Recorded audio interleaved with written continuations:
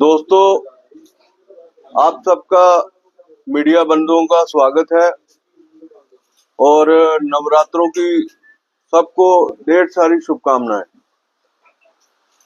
बड़ी देर के बाद मेल मिलाप हुआ है, लेकिन आज बड़ा महत्वपूर्ण विषय के ऊपर चर्चा के लिए आपको बुलाया है।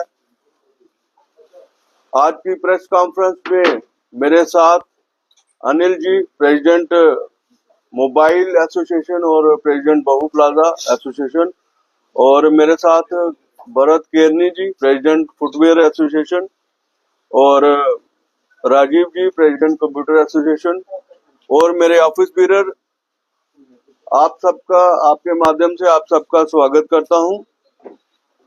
और मैं समझता हूं जो आज विषय मैं उठाने लगा हूं वो हमारे और आपके बीच जो उपभोक्ताएं हैं, उपभोक्ता हैं, उनके लिए एक महत्वपूर्ण विषय है। मैं चाहता हूं इनको गंभीरता से लिया जाए।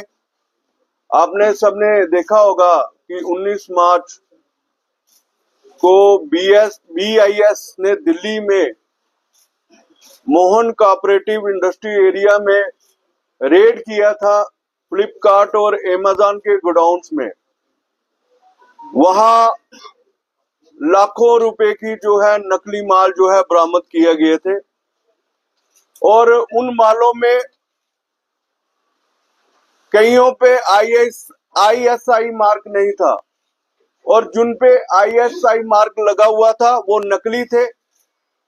मैं चाहूंगा कि अपने IT हेड को कि वो यहाँ की जो मीडिया वो पेशकश करे, एक वीडियो पेशकश करें। उत्तर प्रदेश, हरियाणा, इधर ले, इधर इधर। अमेज़न और इंस्टाकार्ट के गोदामों पर छापे मारे और उन्हें वहां पर 4000 से ज्यादा नकली वस्तुएं, नकली सामान मिला।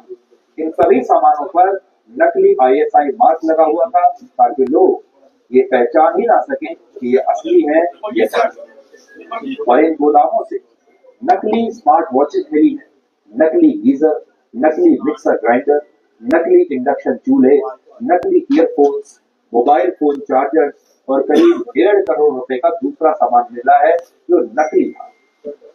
इन गोदामों से जितने बड़े पैमाने पर नकली सामान मिला उसे देखकर कहा जा सकता है कि अगर आप ई-कॉमर्स से शॉपिंग करते हैं, ऑनलाइन शॉपिंग करते हैं, तो दोस्तों, ये सब साफ है कि जो बड़ी बड़ी ऑनलाइन कंपनियां हैं, चाहे अमेज़न है या और मल्टीनेशनल कंपनियां हैं, वो क्वालिटी के नाम पर जो है हमारे ग्राहकों को जो है ठगते हैं और हल्की क्वालिटी का सामान जो है बेचते हैं। जितने भी ऑनलाइन वाले हैं वो उपभोक्ता को लालच देते हैं, 20%, 40% डिस्काउंट का लालच देते हैं, और मैं समझता हूँ आम लोग जो है उस लालच में आ जाता है कि बाजार में महंगा है, दुकानदारों के पास जो है महंगा सामान है, ऑनलाइन पे सस्ता माल बिकता है। लेकिन ये ऑनलाइन की तस्वीर आपके सामने मैंने पेश की है, इसमें साफ जाहिर है कि ये जो ऑनलाइन कंपनियां हैं और ये हमारे और आप जैसे लोगों को कम क्वालिटी का सामान बेच रही है। जन इसको हम ये भी कह सकते हैं कि वो नकली सामान जो है बेच रही है। ये तो ऑनलाइन समझता हूं, ऑनलाइन का ये हाल है। अगर मैं ऑफलाइन की बात करूं, जैसे हमारे जम्मू में बड़े बड़े विदेशी कंपनियों के स्टोर खुले हैं और जहां बड़े बड़े मल्टीनेशनल कंपनियों के स्टोर खुले हैं और लाखों लोग वहां से सामान खरीदते हैं, चाहे खाद्य, मैं उसमें बात करूं खाद्य सामग्री की बात करूं, चाहे मैं फुटवेयर की बात करूं, चाहे मैं इलेक्ट्रॉनिक आइटम की बात करूं। मैं समझता हूं ये चीजें जो है बड़े बड़े स्टोर में भी बिकती हैं, ऑनलाइन भी बिकती हैं, और दुकानदार भी जो है इस चीजों को बेचते हैं।